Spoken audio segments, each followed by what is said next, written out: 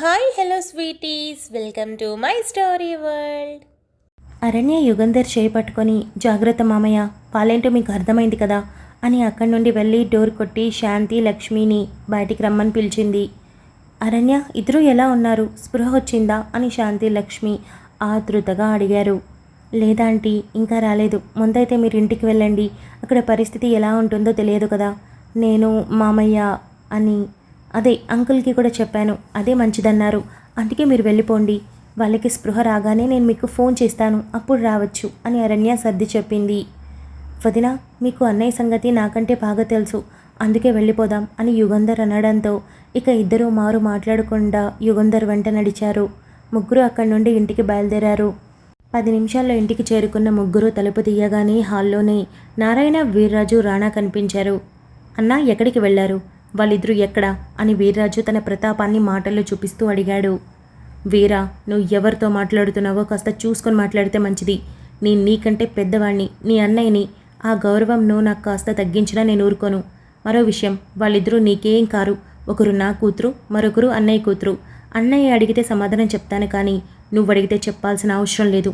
నువ్వు నిజంగా వాళ్ళని పిల్లలు అనుకుంటే ఈరోజు వాళ్ళకి ఈ పరిస్థితి పట్టేది కాదు. నువ్వు అనుకోలేదు కాబట్టి వాళ్ళకి అలాంటి గతి పట్టింది అని యుగంధర్ అరిచాడు.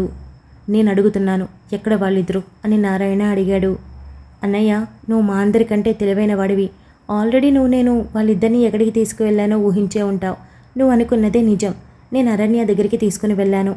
నా వరకు నా పిల్లల్ని కాపాడగలరా లేదా చూస్తున్నాను. తీసుకుని వెళ్ళాను, ట్రీట్మెంట్ ఇప్పిస్తున్నాను. కనీసం ఇంతవరకు స్పృహ కూడా రాలేదన్నయ్య. మీ కూతురు మీద ప్రేమ లేకపోవచ్చు, నా కూతురంటే నీకు పంచ ప్రాణాలు కదా. మరి అలా ఎలా రాణా కొడుతుంటే వదిలేసి గదిలోకి వెళ్ళిపోయావు అని యుగంధర్ బాధగా అడిగాడు. చేసిన తప్పుకి అనుభవించాలి కదా, అది నువ్వైనా నేనైనా సరే అని నారాయణ అన్నాడు.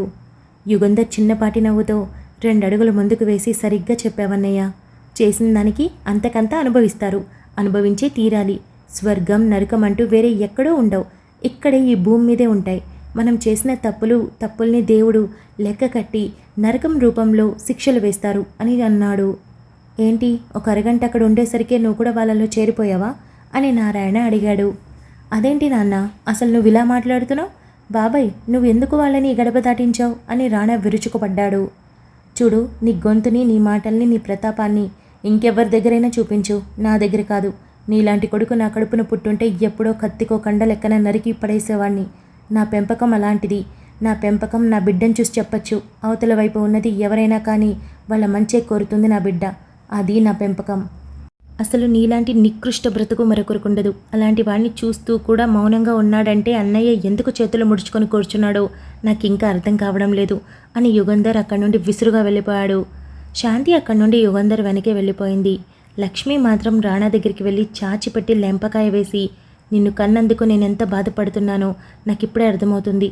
నువ్వు పుట్టగానే గొంతులో వడ్ల గింజ వేసి నిన్నారో చంపేసి ఉంటే ఈరోజు పరిస్థితి ఇలా ఉండేది కాదు. పుట్టిన పిల్లలు ఎదుగుదల చూసి తల్లి తండ్రి సంతోషించాలి, కానీ ఈ విధంగా కడుపు సోకంతో కన్నీళ్లు పెట్టకూడదు. ఇందులో మీ నాన్న పాత్ర కూడా ఉంది కదా. ఆయన్ని కొట్టలేక నిన్ను కొట్టాను అని లక్ష్మి నారాయణ వైపు చిరాగ్గా చూసి అక్కడి నుండి వెళ్ళిపోయింది. రాణా చెంప మీద చేయి పెట్టుకొని పిడికిలు బిగించి కోపాన్ని అంచుకొని, నాన్న ఏంటిదంతా, నువ్వు ఇలా సైలెంట్గా చూస్తూ కూర్చుంటావా?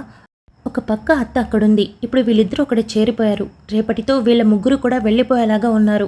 నువ్వు ఇలాగే కూర్చొని చూస్తూ ఉంటావా అని అరిచాడు.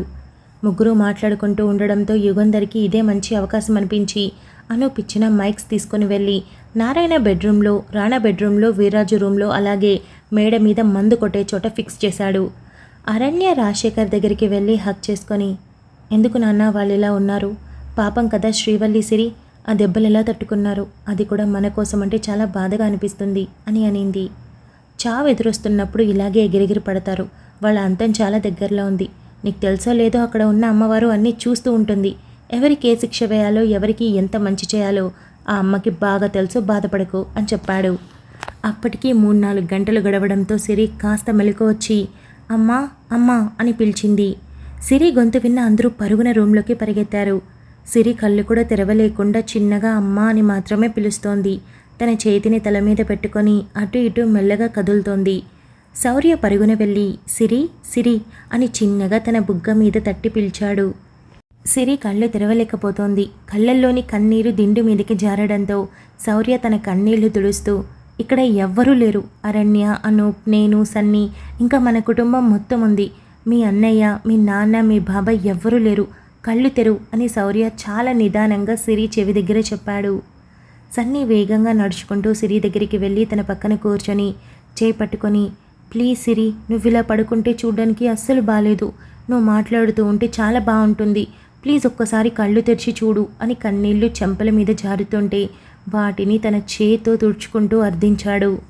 సిరికి చాలా కష్టంగా ఉంది. అలాగే శౌర్య ఇంజెక్షన్ మత్తు కూడా పూర్తిగా వదలకపోవడంతో అలాగే చిన్నగా పెదవులు మాత్రమే కదిలిస్తోంది.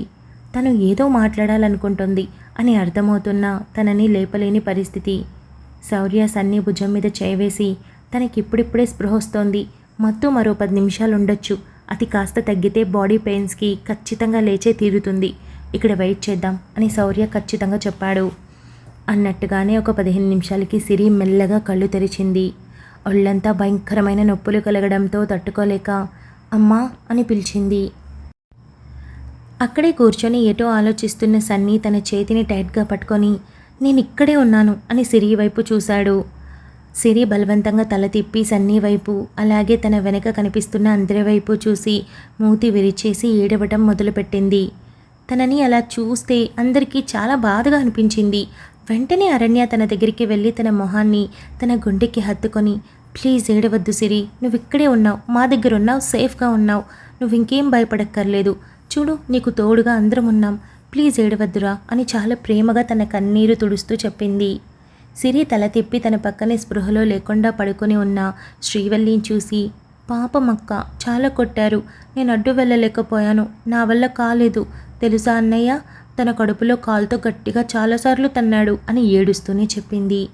సిరి మాటలతో అక్కడ జరిగిన సిచ్యువేషన్ అందరి కళ్ళ ముందు కదలడంతో చాలా బాధనిపించింది. నేను వెంటనే నీకు చెప్పాలనుకున్నాను, మీరు వస్తే తప్పకుండా కాపాడుతారు అనుకున్నాను, కానీ వాళ్ళకి తెలిసిపోయింది, అందుకే నన్ను కూడా అంటూ మాట్లాడటం ఆపేసి గుక్క పెట్టి ఏడ్చింది. లావణ్య, లీల సిరి దగ్గరికి వెళ్ళి తప్పుకోమ్మా అని సిరిని మెల్లగా లేపి కూర్చోబెట్టి తన పక్కనే కూర్చున్నారు. సన్నీ కూడా లేచి నిలబడ్డాడు.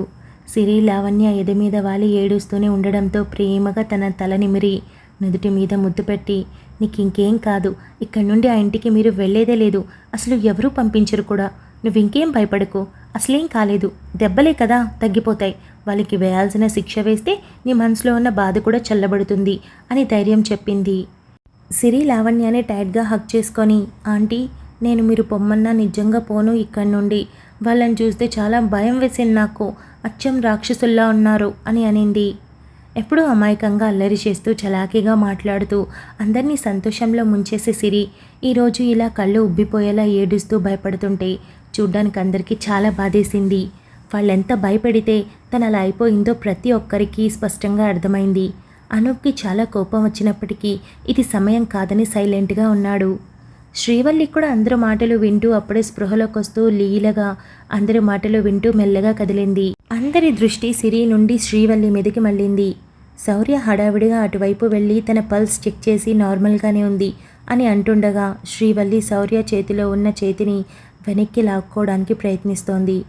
శ్రీవల్లి చేయి లాక్కోవడం గమనించిన శౌర్య తన ఇంట్లో అదే మూడ్లో ఉందని గమనించి టక్కున చేయి వదిలేసి శ్రీవల్లి శ్రీవల్లి అని పిలిచాడు. శ్రీవల్లి టక్కున తన చేతులు తన పొట్ట మీద పెట్టుకొని తన డ్రెస్ని పిడికిలిలో బంధించి కళ్ళు చిన్నవి చేసి భయంతో వణికిపోవడం మొదలుపెట్టింది. శౌర్య శ్రీవల్లి పరిస్థితి చూసి పక్కనే కూర్చొని నుదుటి మీద చేయి వేసి నిదానంగా నిమురుతూ, కామ్ డౌన్ శ్రీవల్లి, ఇక్కడ నీకు హాని చేసేవాళ్ళు ఎవరూ లేరు, ఇక్కడంతా నీ మంచి కోరేవాళ్ళు, నీకు నచ్చేవాళ్ళున్నారు అని నిదానంగా చెప్పాడు. శ్రీవల్లి కంట్లో నీళ్లు కారడం చూసిన శౌర్య చిన్నగా తుడుస్తూ శ్రీవల్లి శ్రీవల్లి అని నెమ్మదిగా పిలుస్తూ తన చెంప మీద తట్టాడు. శ్రీవల్లి మెల్లగా కళ్ళు తెరిచి కన్నీటి తెర వెనక ఉన్న శౌర్యాన్ని చూసి లేచే ప్రయత్నం చేసింది. శౌర్య తనని మెల్లగా లేపడానికి ట్రై చేశాడు. శ్రీవల్లి కొంచెం లేయగానే శౌర్యాన్ని గట్టిగా పట్టుకొని గుక్క పెట్టి ఏడవడం మొదలుపెట్టింది. శౌర్య తన చుట్టూ చేతులు వేసి తన వెన్ను మీద ప్రేమగా నిమురుతూ, ఏం కాలేదు, మా దగ్గరున్నావు, నువ్వు ఇంకా అక్కడికి వెళ్ళే ఛాన్స్ లేనే లేదు, మేమివ్వం కూడా, ప్లీజ్ ఏడవకు, నీ స్ట్రెస్ ఇంకా ఎక్కువైపోతుంది, ప్రెషర్ ఎక్కువ అవుతుంది అని నిదానంగా తన చెవి దగ్గర తనకి అర్థమయ్యేలా చెప్పాడు. శ్రీవల్లి శౌర్యాన్ని మెల్లగా వదిలి కూర్చొని ఓపిక లేక మెల్లగా వెనక్కి వాలి పడుకుంది. శ్రీవల్లి పడుకోగానే తన కంటికి అందరూ కనిపించడంతో ఒక్కసారిగా అందరినీ చూసి ఇంకా ఎక్కువ బాధైపోయి ఏడుస్తూనే ఉండడంతో అనూప్ వెళ్ళి శ్రీవల్లి పక్కన కూర్చున్నాడు. అనూప్ శ్రీవల్లి చేపట్టుకొని తలదించుకొని సారీరా అని చెప్తుంటే తన కళ్ళల్లో నీళ్లు శ్రీవల్లి చేతి మీద పడ్డాయి. శ్రీవల్లి అతి కష్టం మీద అన్నయ్య నాకెందుకు సారీ, నాకు తెలుసు నేను కన్ను మూసినా నువ్వు నాకు న్యాయం చేస్తావని, కానీ ఇలా కళ్ళు తెరుస్తానని మాత్రం ఊహించలేదు అని అంటుంటే తన కళ్ళల్లో చివరి నుండి కన్నీళ్లు కారడం చూసిన అనూప్ వాటిని తుడిచి నువ్వు నా చెల్లివి, నీకేమైనా ఎలా అవనిస్తాను, అసలు నిజానికి నేనే చాలా నెగ్లెక్ట్ చేశాను, కాస్త ముందుగా నీ గురించి కేర్ తీసుకుని ఉండాల్సింది, తప్పు చేశాను సారీరా అని మరోసారి ప్రేమగా తన తల నిమురుతూ చెప్పాడు. అనూప్ చేతిని పట్టుకొని నాకు సారీ చెప్పొద్దన్నయ్య, నేను నీకు సొంత చెల్లెలు నన్ను నమ్ముతున్నాను, ఈ దెబ్బలు చాలా నొప్పిగా అనిపిస్తున్నాయి కానీ బాధ అనిపించట్లేదు, అన్నింటికన్నా నన్ను బాధ పెట్టిందేంటో తెలుసా, రాణా అన్నయ్య కొట్టడమే, అదే భరించలేకపోతున్నాను, గుండెల్లో మంటగా అనిపిస్తోంది, చిన్నప్పటి నుండి ఎంత బాగా కలిసి పెరిగాం, అదంతా ఒక క్షణం కూడా గుర్తు రాలేదనుకుంటా, పైగా పెదనాన్న చూసి కూడా చూడనట్టు వెళ్ళిపోయాడు, నేను వాళ్ళందరి మీద చాలా ప్రేమ పెంచుకున్నానన్నయ్య, చాలా అంటే చాలా, కుటుంబం అంటే ఎవరికి మాత్రం ఇష్టం ఉండదు, నాకు అంతే, కానీ నా ప్రేమని కాళ్లతో తన్నేశారు, భరించలేకపోయాను అని శ్రీవల్లి అంటుంటే తన కళ్ళల్లో నుండి కన్నీరు వేగంగా రావడం చూసిన అనూప్ కన్నీళ్లు తుడిచాడు. అరణ్య దగ్గరికి వచ్చి శ్రీవల్లి ఏడవకు, చూడు నిన్ను చూసి సిరి ఇంకా ఎక్కువగా ఏడుస్తోంది అని అనగానే శ్రీవల్లి తల పక్కకు తిప్పి ఏమైంది అని తన బాధని మొత్తం క్షణాల్లో పక్కన పెట్టి అడిగింది. గుర్తులేదా నీకు, నిన్నలా చూసి బాధపడి మాకు చెప్పాలనుకున్న సిరికి వాళ్ళు వేసిన శిక్ష అని అరణ్య చెప్పగానే శ్రీవల్లికి ఒక్కసారిగా సిరిని కొట్టడం గుర్తొచ్చి వెంటనే తన వైపు తిరిగి తన మీద చేవేసి సారీరా అని చెప్పింది. అక్క నువ్వు నాకు అక్కవి, నాకు మాత్రమే అక్కవి, మరి నీకేదైనా అయితే నేను తట్టుకోగలనా, నాకెందుకు నీ సారీ, నీకు ఇప్పుడు బాగుంది కదా అని అడిగింది సిరి. చాలా బాగుంది, నేను బాగున్నాను, నిన్నే చాలా కొట్టారు కదా, ఎలా తట్టుకున్నావు అని సిరి బాధగా అడిగింది. నాకేం కాలేదక్కా, బాగుంది, నువ్వేం టెన్షన్ పడకు, చూడు ఇప్పుడు మనం మన అన్నయ్య వాళ్ళ ఇంట్లో ఉన్నాం, మనకేం కాదు, నువ్వు ఇంకేం భయపడకు అని తిరిగి ధైర్యం ఇచ్చింది. అనూప్ నవ్వి చూడ్రా సిరి కూడా నీకు ధైర్యం చెబుతోంది, ఇంకా అన్ని టెన్షన్స్ మానేసేయండి అని చెప్పాడు. సిరి మెల్లగా లేచి సన్నీ ఇలారా అని పిలిచి నేను ఇక్కడ పడుకోను, ఉండలేకపోతున్నా, కాస్త నన్ను ఎత్తుకొని అలా ఇల్లంతా తిప్పు, బోర్గా ఉంది అని అనటంతో అందరూ ఒక్కసారిగా నవ్వేశారు. సన్నీ కూడా కన్నీళ్లు తుడుచుకొని సిరి మొహంని దోసెట్లో పట్టుకొని నువ్విలా అల్లరిగా మాట్లాడితే చాలా బాగుంటుంది, దయచేసి ఇంకెప్పుడు ఇలా ఉండకు, నువ్వు కాసేపు బెడ్ మీద ఉంటే నేను భరించలేకపోయాను, అయినా శ్రీవల్లిని కొడితే తనని తీసుకొని పారిపోవాలి లేదా అడ్డుపడాలి, అంతేకాని మాకు ఫోన్ చేస్తే మేము వచ్చేదానికి చాలా లేట్ అవుతుంది, ఆ విషయం నీ మట్టి బుర్రకి తెలియదా అని సన్నీ అనటంతో సిరి ఉడుక్కుంటూ ఏమో బాబు నేను మీలా డాక్టర్ చదవలేదు అని అనింది. అందరూ నవ్వడంతో మీరందరూ ఏమనుకోవద్దు, ముఖ్యంగా ఆంటీ అంకుల్స్ మీ ముందు తప్పుగా బిహేవ్ చేస్తున్నాను అనుకోవద్దు, నా జాన్ ఎత్తుకోమని ఇంత బాధలో అడిగింది, మరి నేను తిప్పకుండా ఎలా ఉంటాను అని సిరిని తన 2 చేతుల్లోకి తీసుకొని సైడ్ సైడ్ సైడ్ అని హాల్లోకి వెళ్ళాడు సన్నీ. అనూప్ శ్రీవల్లి దగ్గర నుండి లేచి శౌర్య నువ్వు మాట్లాడు అని మిగిలిన వాళ్ళని తీసుకొని హాల్లోకి వెళ్ళిపోయాడు. అక్కడికి వెళ్ళాక నాన్న అంకుల్ మీరు రూమ్లోకి పదండి అని అనటంతో ముగ్గురు కలిసి రూమ్లోకి వెళ్ళిపోయారు. అప్పటికి బాగా తెల్లారడంతో అనూప్ హర్షకి కాల్ చేసి మొత్తం విషయం చెప్పాడు. Thank you so much for listening guys. Update నచ్చినట్టయితే లైక్ చేయండి, షేర్ చేయండి, కమెంట్ చేయండి, అలానే సబ్స్క్రైబ్ చేసుకోండి.